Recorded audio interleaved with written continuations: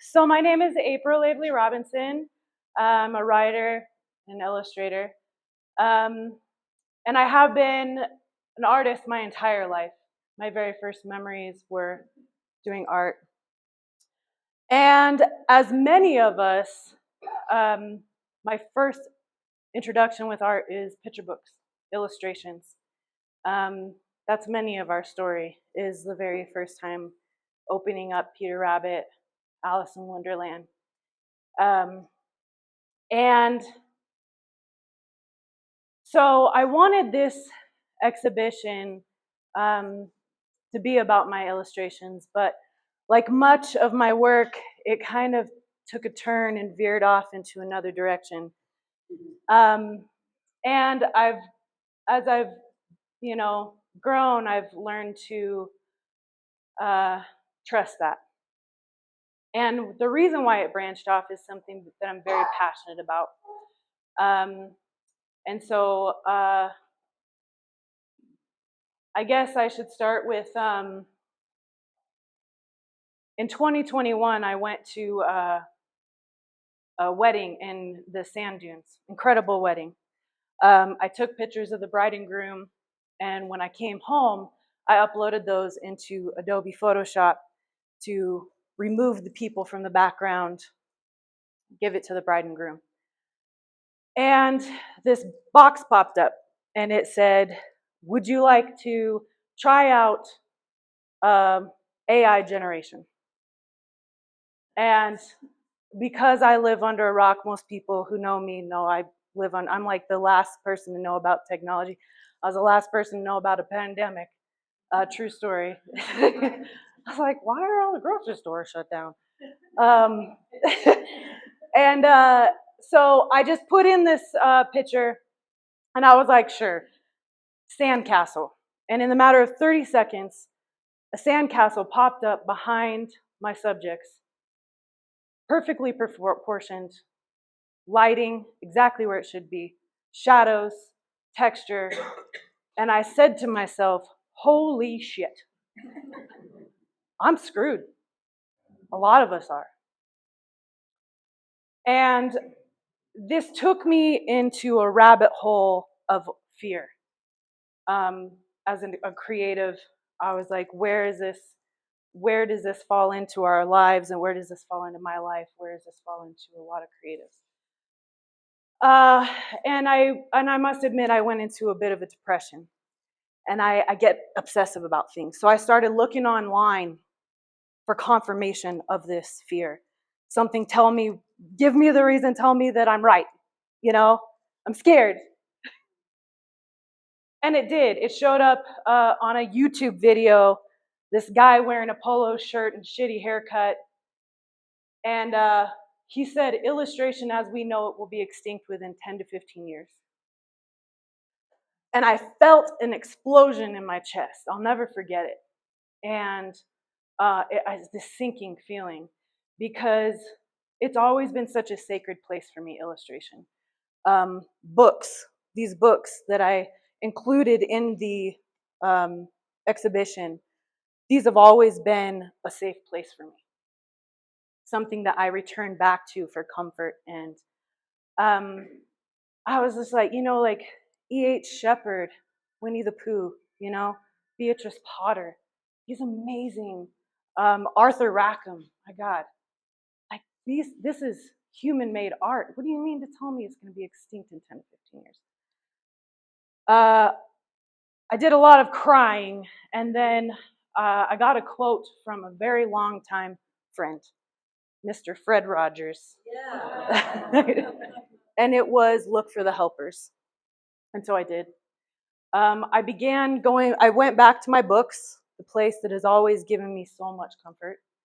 And it was a lot of like just stubbornness. And I was like looking for, things that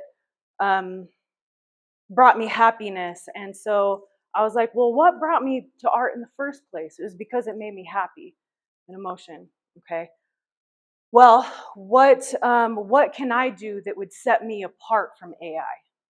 And it was very clear it's human connection, something that AI can't do. It can't experience, pain and joy and all of these things. And the feeling that I get when I'm drawing, it's this state that I can only describe it, people say the flow state, but it's really is a sacred place for me. And so what I did was I embraced my messy. I did something that I fought off for years, which was I let perfectionism kind of take a back seat. I was like, if people like images that are generated with 6 fingers, why am I so upset about, why am I killing myself with perfectionism? Let it be messy. Let them see my pencil lines. Let them see my humanness. And so I did. Things that would really bother me in the past with art, blending, pencil lines, smudges, tape lines. I was like, let them see it. That's me. And I'm messy. Ain't good, right? Good. So anyway, it was liberating. And I had fun. I really had fun with these pieces. And I decided to go in a direction with this exhibition in that I was going to use as little technology as possible. And I went to school for illustration. I learned all of the tips and tricks, but I threw it all out the window, and I really wanted to sketch with just my imagination, just the skills. And I found that I didn't need any of it. I didn't need any of the technology. I didn't need, I know I didn't use AI with the art anyway. And that what I found is that AI, so okay, I'm getting ahead of myself. Let me back up. So we recently had a death in our family, very unexpected. And I want to call her name out, Kathy Lynn West. And her daughter made a post of her passing. And I went to go and click on it to give her my condolences. And this is on Facebook. And text popped up. My deepest condolences. My heartfelt apologies. You can click on them. And they'll do the connection for you, as if you cannot make that connection yourself. And I never want to put convenience over connection, ever. I don't think any of us should. And I was like, well, where do I sit with AI? At this point, I was just like a big F you to AI. And then I got a big assignment from a very well-known large corporation. And they sent me a 14-page contract. Now, I have dyslexia and ADHD, so text is already difficult for me, let alone this really big 14-page legal document. I was really stressed out. I went on a hike with one of my favorite people, my Aunt Rhonda. She is spent her career as in graphic design. Talk about an industry that has been ravaged by AI. Okay, so we go hiking, and I'm telling her about this problem that I'm having, understanding all of this contract, and she did something I didn't, where she was like, I'm not going to allow AI to, she leaned into it, where I was just like, ah. She really leaned in and was like, where can this help me? And I admire that about her. So, and I've always looked up to her advice, and she tells me, put the contract into a chatbot. And I was like, okay, so I did. And in seconds, the chatbot was able to tell me, simplify the contract, tell me where I was vulnerable, where I needed to be careful, because it turns out the corporation had in their contract that they had unlimited revisions, and any illustrator knows that's a big no-no. And I was like, and I was shocked, because this is a big corporation. And it did that for me. It was like my own personal IEP, right? And so I was like, okay, where do I stand with AI now, right? Right? Like, this is too much. and it is, and it still is. And I think what it does is it goes down to my values as a person and as a creative. And that is, again, I've said it before, I will never put connection over convenience. And then also that I know that I'm a creative person and I'm pretty damn good without, anything. So I'm not gonna, thank you. I'm gonna use, I don't need to use AI in my creativity because I know I'm good there. That's my superpower. So also I need to, we need to weigh out, like, it's terrible for the environment. I don't want to have thought atrophy. I want to think for myself. I want to always have connection with humans. And so I choose to use AI as little as possible, unless I get a big contract from a corporation. But I just really want to, in closing, express how important it is to support human-made anything. That art takes time. I sketch every damn morning, and sometimes they look like shit. That's all right. It's fine. It's important, though. My best friend every year, her mom invites us over to her house. Italian woman, big Italian family, makes the best pasta sauce you've ever had in your life. Hand-picked tomatoes from her garden that day. Herbs, she stews that all day long. It's amazing. Pair that with a nice bottle of wine, sitting around a table. That is like a connection that can never be replicated. That's human connection, Like, she handmade that sauce. Can you get that from a jar of Prego? Yes, but it won't be as good. It won't be as good. It won't be as good as Liz Martucci's. Or, a massage chair as opposed to a 90-minute massage from the best massage therapist in the world, Rachel Jacobs. Or a mass-produced blanket as opposed to a blanket made by the hands of my mother. These are things, it's the intention. You can feel them. Hours upon hours spent into these. And I think that there's something there. So anyway, I just say that we should all just keep creating with whatever that looks like. Cooking, crocheting, painting. Don't give away your creativity. We're naturally creative. And if you need a pep talk, come and see me. All right, so that's my spiel. If you guys have questions, I know that if you guys have questions about, my process and mediums, have that. I know that I kind of went on a rampage, but I've been thinking about this a lot, right? And I'm very passionate about it. And it feels really good to tell people about it, to talk and get it off of my chest and not just be talking to these ladies. I've been talking to them like, what do you think about it? Like, and this guy's like, I'm fine. But anyway, so that's my spiel.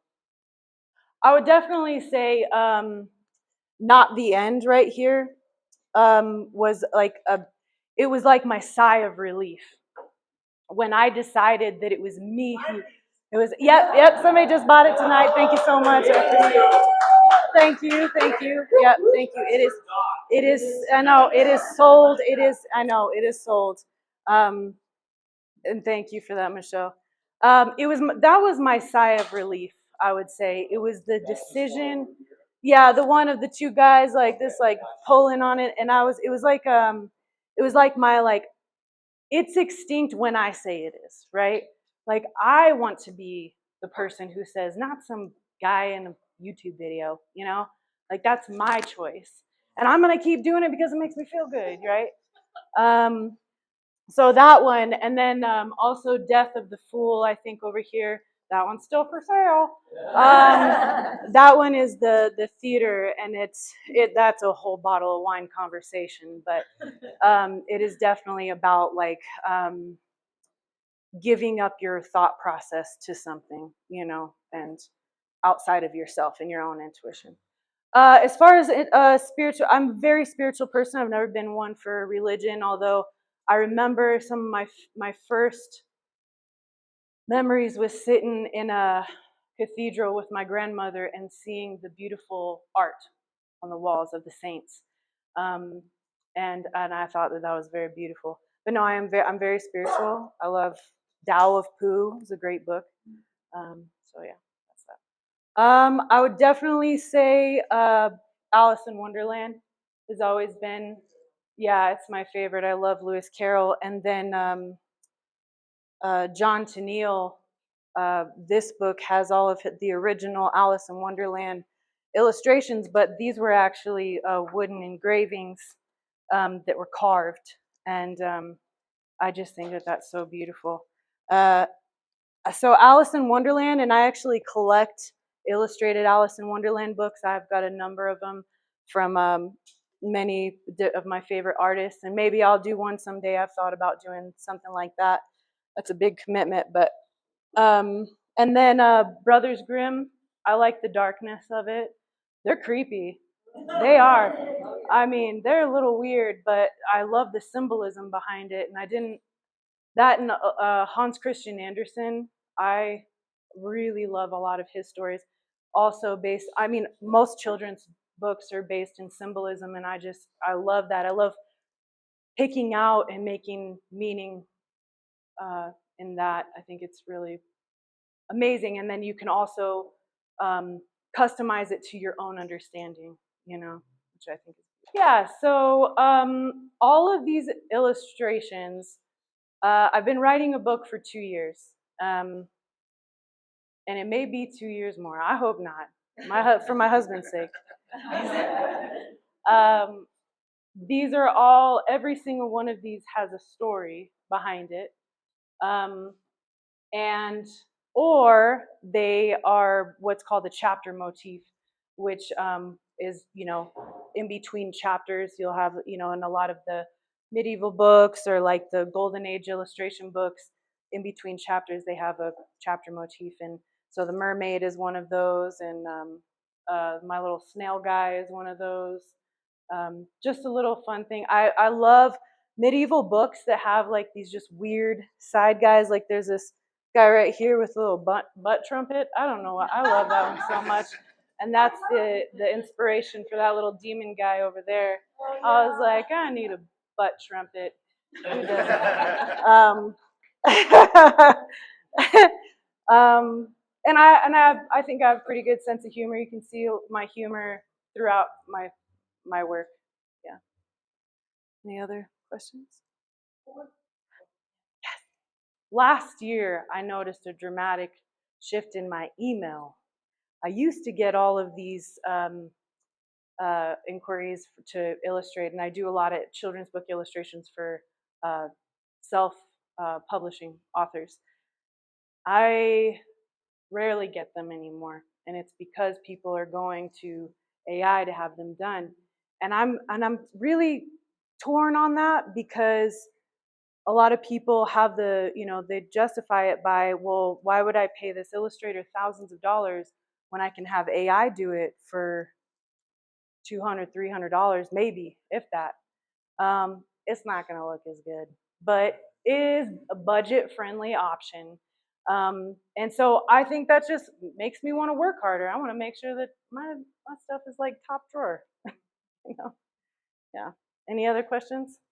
Okay, so the first part, I think that, well, I remember being a kid and just being like flipping through these books, like getting through all these words so I can get to the pictures, like, right? But I was drawn to that. I loved, but I was more like, okay, you tell me a story while I draw, right? And so, yeah, text has always been hard for me. Reading, listening, that's why I listen to a lot of audiobooks and stuff. But I want to say that I got into writing in 2018, but that's actually not true. I published my very first poem in first grade. I was in the special ed classroom in the 80s. They didn't know what to do with a kid like me. And so they put me in the special ed room. But I like those kids because they didn't judge me, and we just drew pictures, and they accepted me for who I was, and I to them.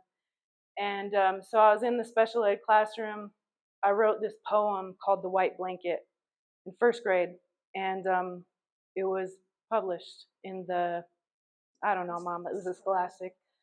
And I remember later on in grade school, a teacher giving me an assignment, and it was basically like, write a story, whatever you want, and illustrate it.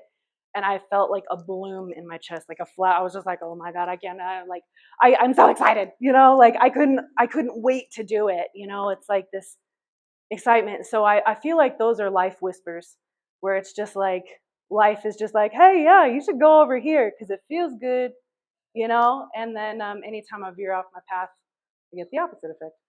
So anyway, that's that. Yes, so I have a process, and I start out with all my pieces with sketches in graphite charcoal.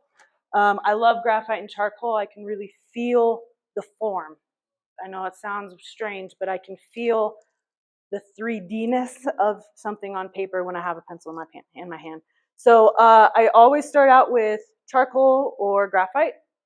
And there I will do a layer of like a sealant. And then on top of that, I do my base color. I block it in with watercolor. And then I finish off details with colored pencil. Colored pencil. And it has taken years to nail down that is my process. I've tried so many mediums, and that's my happy spot that I found. But you know what? I also like oils. So I just play. I just have a good time. A lot of people should be jealous.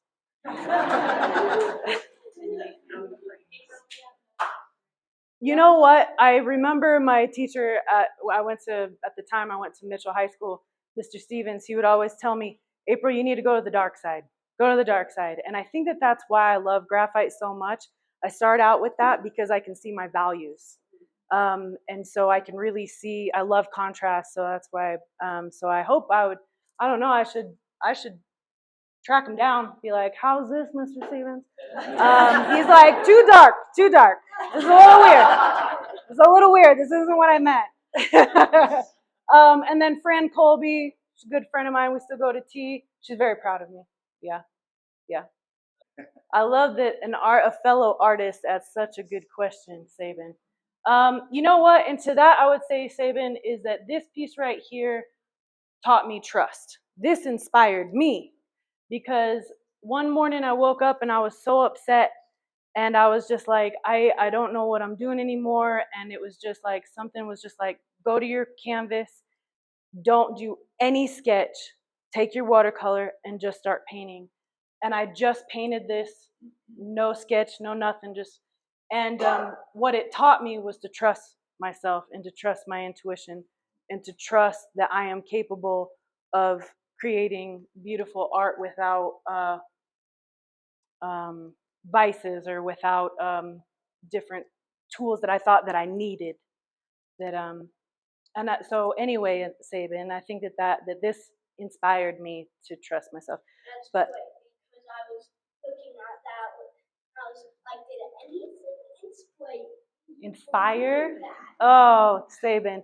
Yeah, but they all come from my imagination. Yeah, all of them. Every single one comes from my imagination. So I think that it's not only my kids, but so I also teach illustration at a local elementary school. And that has taught me so much, because these kids have so much, not just creativity, this innate creativity, but the confidence to execute it. They're not like, I'm just like, all right, we're going to draw a snail wearing a hat, and they're like, got it. They're not like, how am I going to execute this? Should I do a sketch first? Should I do thumbnails? What sort of hat should he be wearing?